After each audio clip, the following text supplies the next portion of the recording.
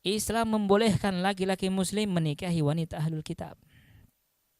Ya. Sebagaimana termaktub dalam Al-Maidah ayat 5, Allah mengatakan, "Wa ta'amul ladzina utul kitaba hillul lakum wa ta'amukum hillul lahum wal muhsanatu minal mu'minati wal muhsanatu minal ladzina utul kitaba min qablikum idza ataitumuhunna ujurahun." Dan Allah halalkan untuk kalian makanan-makanan yang diberi oleh ahlul kitab. Demikian juga makanan kalian halal untuk ahlul kitab. Makanya kalau sembelihan ahlul kitab itu halal untuk kita. Sembelihan orang Yahudi atau orang Nasrani halal untuk kita. Jadi kalau misalnya ada perusahaan impor di Indonesia yang mayoritas muslim ya, dia seorang muslim, dia ownernya orang muslim, kemudian mengimpor daging dari negeri-negeri ahlul kitab, maka boleh. Ya, seperti Arab Saudi itu banyak daging-dagingnya diimpor dari Brazil. Ya. Selama mereka adalah Yahudi atau Nasrani maka halal. Tapi kalau selain itu maka tidak boleh. Misalnya seperti sembelihan orang-orang Buddha, ya, orang-orang Hindu, ya, itu tidak boleh. Itu haram. Nah, wal muhsanat, dan wanita-wanita mukminat, wanita-wanita yang menjaga kehormatan, yang satu keyakinan dengan kalian, yaitu orang-orang mukminat juga halal bagi kalian. Maksudnya halal dinikahi. Demikian juga wal muhsanat minal ladzina utul kitab, ya. Wanita-wanita dari kalangan ahlul kitab yang menjaga kehormatan mereka, maka juga halal bagi kalian untuk dinikahi. Ya, jadi saking eratnya toleransi yang diberikan Islam kepada penganut agama lain, itu sampai ke tahap pernikahan. Ya. Menunjukkan kondisi yang sangat dekat, yang sangat akrab. Ya. Sehingga kalau misalnya ada seorang laki-laki muslim menikahi wanita Yahudi atau Nasrani, otomatis nanti wanita ini akan menjadi ibu untuk anak-anaknya. Wanita ini akan menjadi nenek untuk cucu-cucunya. Atau wanita ini akan menjadi bibi untuk anak-anaknya ataupun untuk keponakan-keponakannya yang muslim. Hubungan yang sangat erat. Inilah para jamaah sekalian, di antara wujud toleransi Islam yang diberikan oleh Islam kepada orang-orang kafir. Berikutnya yang keempat. Yang keempat adalah, yang keempat atau kelima ini? Keempat ya. Baik, yang keempat, Islam memerintahkan kepada kita untuk berbuat berbakti kepada kedua orang tua kita walaupun mereka kafir. Ya. Jadi untuk para jamaah sekalian, baik yang hadir di sini ataupun yang menyimak di Instagram, ya, yang masih diuji oleh Allah SWT memiliki kedua orang tua yang masih kafir, ya, maka Islam tetap memerintahkan kepada kita untuk berbakti kepada mereka.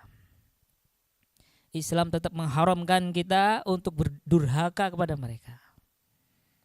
Apalagi kita yang memiliki orang tua sudah muslim, ya, tentu lebih haram lagi untuk berdurhaka kepada mereka.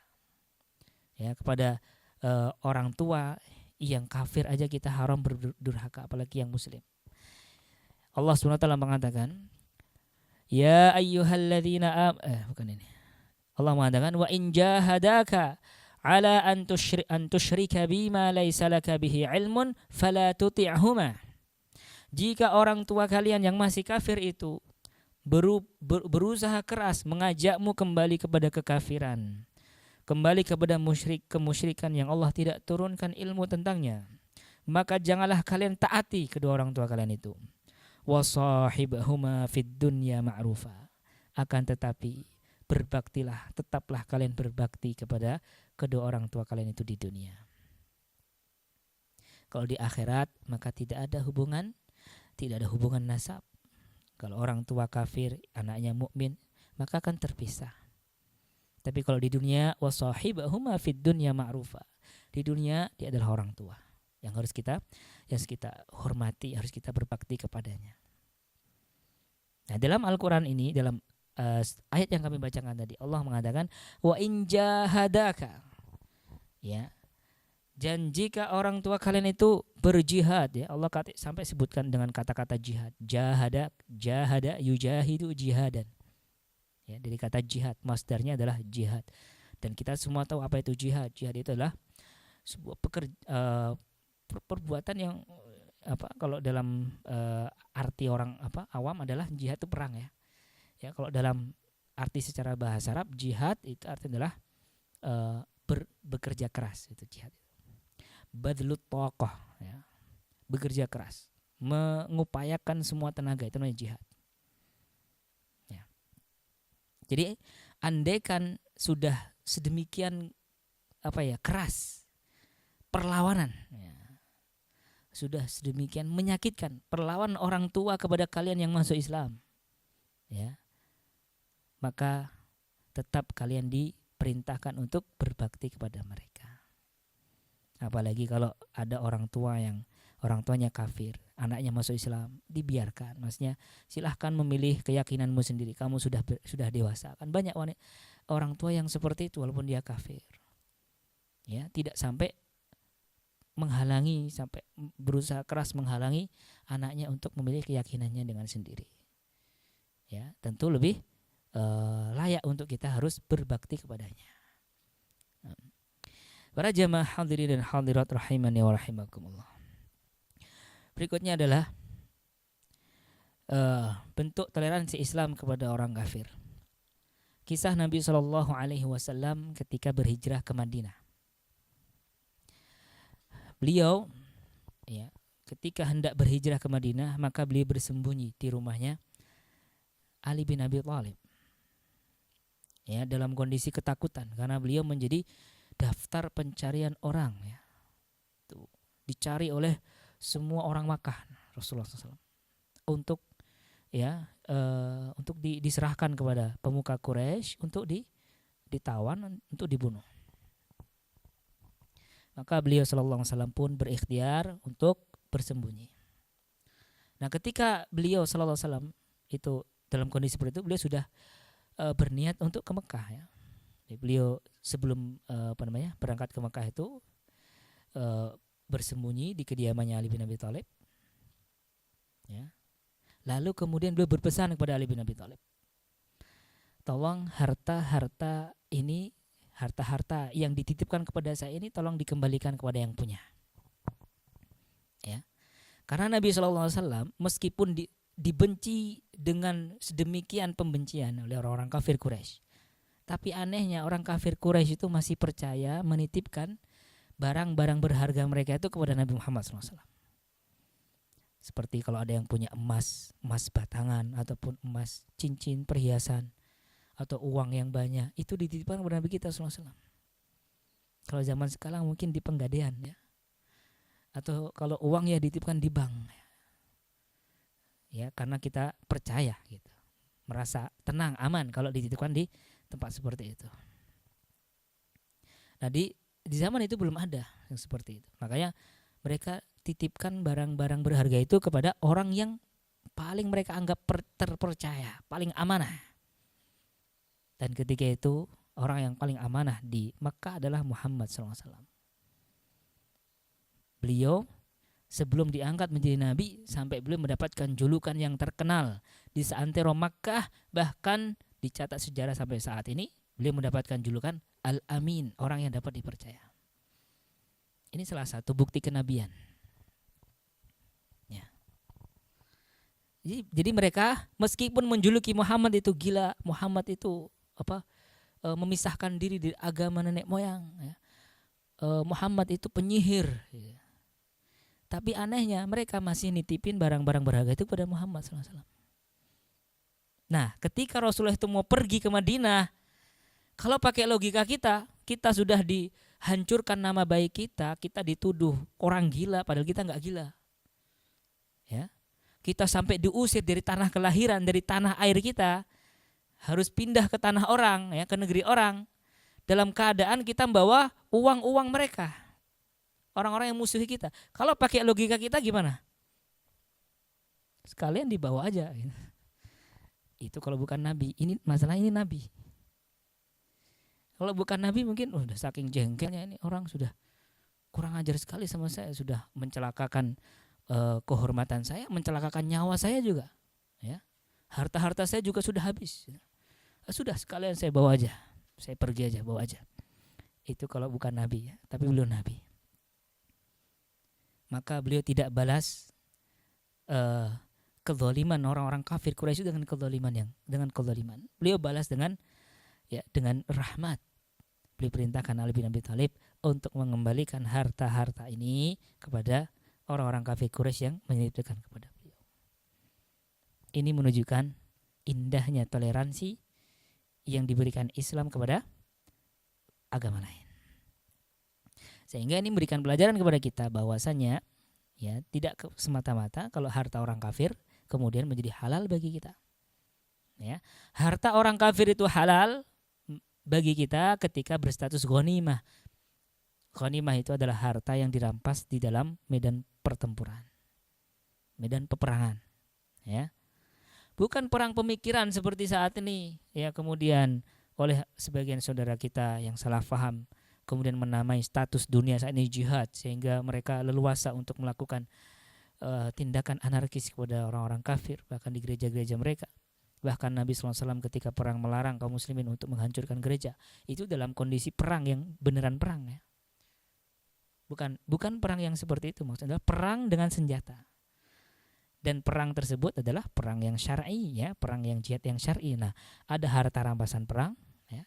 Mungkin nemu handphone ketika perang, ya, punya orang kafir, ya. Atau cincin atau gelang atau emas atau duit. Nah, itu menjadi ghanimah boleh. Kalau tidak dalam situasi itu, maka tidak boleh kita semena-mena mengambil harta mereka. Para jamaah rahimani wa rahimakumullah. Berikutnya adalah yang keenam, ya.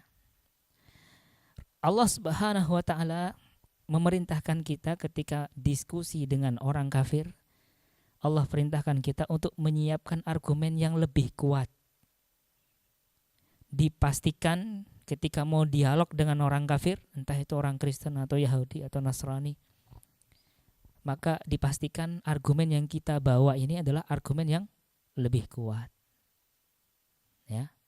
Kalau cuman argumennya kopas sana, kopas ini, kopas sana, kemudian masuk di grup-grup grup kristolog, ya. Kemudian ikut debat hanya model kopas, itu nggak boleh. Ya, karena yang Allah perintahkan itu kita diri kita ini siap. Bukan cuman kopas kemudian share, kemudian masuk dalam perdebatan. Ini bahaya nanti kalau dia paham argumen orang kafir dan dia nggak paham argumen bantahan, yang terjadi apa? Dia akan goyah imannya. Jadi kalau kita tidak menyiapkan argumen yang lebih baik, maka jangan masuk ke perdebatan. Allah SWT mengatakan, "Wala tujadilu ahlal kitabi illa billati hiya ahsan." Janganlah kalian berdebat dengan orang-orang kafir itu, dengan ahlul kitab itu, kecuali setelah kalian menyiapkan argumen yang ahsan, lebih kuat daripada argumen mereka. Ya. Dan dari sini kita bisa menangkap sebuah hikmah ataupun sebuah pesan. Ketika kita itu berdebat, kemudian membawa argumen yang lebih kuat, lebih ahsan, lebih kuat, maka akan muncullah tujuan, atau akan berjalanlah alur dari dialog kita dengan orang kafir itulah bukan menjauhkan mereka, bukan menjadikan mereka itu jauh dari kita, tapi apa? Merangkul mereka, menjadikan mereka itu dekat dengan kita. Ya, bukan asal debat tarung-tarung mana yang menang, mana yang kalah. Ya, tapi debat kita ini akan berupa debat yang merangkul mereka supaya mereka itu dekat dengan kita. Ya, bukan menjadi musuh kita, tapi menjadi dekat dengan kita. Nah, ini adalah di antara bentuk toleransi Islam yang diberikan Islam kepada orang-orang kafir. Berikutnya para jamaah sekalian, yang ketujuh, tentang toleransi Islam kepada orang-orang kafir. Islam melarang pemeluknya memaksa orang kafir untuk masuk Islam. Tidak boleh kita memaksa ibu kita barangkali ataupun ayah kita yang masih kafir, memaksa mereka untuk masuk Islam. Nah, dalam Islam diharamkan. Ya, berbeda dengan agama-agama musyrikin yang sampai mereka kita tahu bagaimana kisahnya. orang-orang Myanmar, ya, orang-orang Burma dipaksa untuk kembali kepada agama nenek moyang, kepada agama Buddha. Mereka harus disembelih, harus diperangi, harus diusir, ya kan, diintimidasi, ya. Bahkan ada ibu-ibu yang punya bayi juga dibunuh di hadapannya, ya, supaya mereka kembali kepada agama mereka. Itu agama mereka, ya. Tapi kalau Islam itu agama yang apa? Rahmatan lil alamin. Wa ma arsalnaka illa rahmatan lil alamin. Tidakkah kami utus engkau wahai Muhammad kecuali menjadi cinta, menjadi kasih sayang untuk semesta alam. Islam tidak seperti itu, ya. Islam melarang penganutnya memaksa orang lain masuk Islam. Allah mengatakan la ikraha fid din. Tidak ada paksa untuk masuk Islam. Kenapa kok tidak boleh kita memaksa orang lain masuk Islam? Kenapa? Qad tabayyana ar-rusydu minal ghayy. Karena kebenaran itu telah terang benderang, telah jelas sejelas-jelasnya. Sehingga tidak perlu kita maksa orang. Nah, fitrah manusia itu, ya, kalau dia menggunakan pikirannya, maka dia akan menemukan kebenaran. Dia akan menemukan satu-satunya agama yang hak, agama yang benar, agama yang logis, agama yang sesuai dengan naluri, ya. Agama yang memiliki konsep Tuhan dan hati orang Islam. Itu mereka akan dengan gampang menemukan itu, ya. Makanya saya pernah mendengar sebuah pernyataan dari guru kami, ya, ketika di Masjid Nabawi, Syekh Ibrahim Ar-Ruhaili. Beliau pernah mengatakan, seorang tidaklah sah untuk menjadi kafir, untuk menjadi musyrik, sampai dia menanggalkan akal sehatnya. Selama manusia itu masih menggunakan akal sehatnya, maka dia tidak akan sah menjadi orang musyrik atau orang kafir. Ya. Makanya para jamaah sekalian, kalau kita lihat keluar sana, orang-orang yang menganut agama lain, yang menyembah Tuhan selain Allah, maka kita akan mendapati Tuhan mereka itu sungguh kasihan. Tuhannya kasihan, apalagi yang nyembahnya tambah kasihan. Ada yang Tuhannya berupa matahari.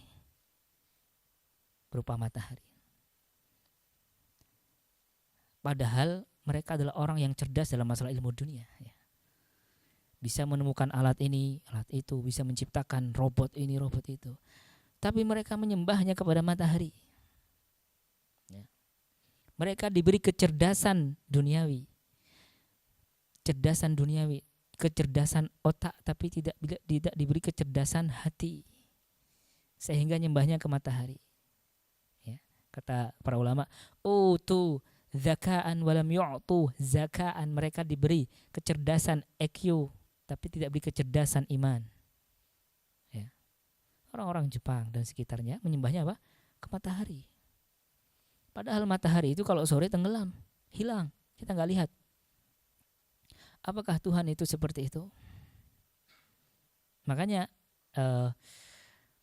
Nabi Ibrahim alaihissalam di antara sarana dakwahnya, ya, ketika bertemu dengan orang-orang yang menyembah matahari, ada yang menyembah bulan, ya. Jadi kaumnya Nabi Ibrahim itu apa ya?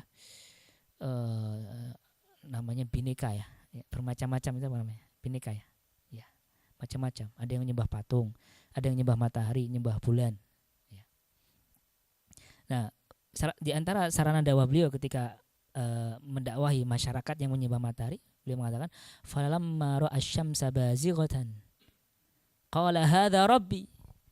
Ketika Ibrahim melihat, ya, matahari itu terbit, kemudian semakin terang dan terang, beliau mengatakan, ini adalah Tuhan, ya. Lalu kemudian saya lupa ayatnya, ateknya, tapi artinya adalah ketika matahari itu terbenam, ya, maka beliau mengatakan tidak mungkin Tuhan itu kemudian terbenam seperti itu. Coba kami bacakan lagi ayatnya, ya. Saya carikan dulu.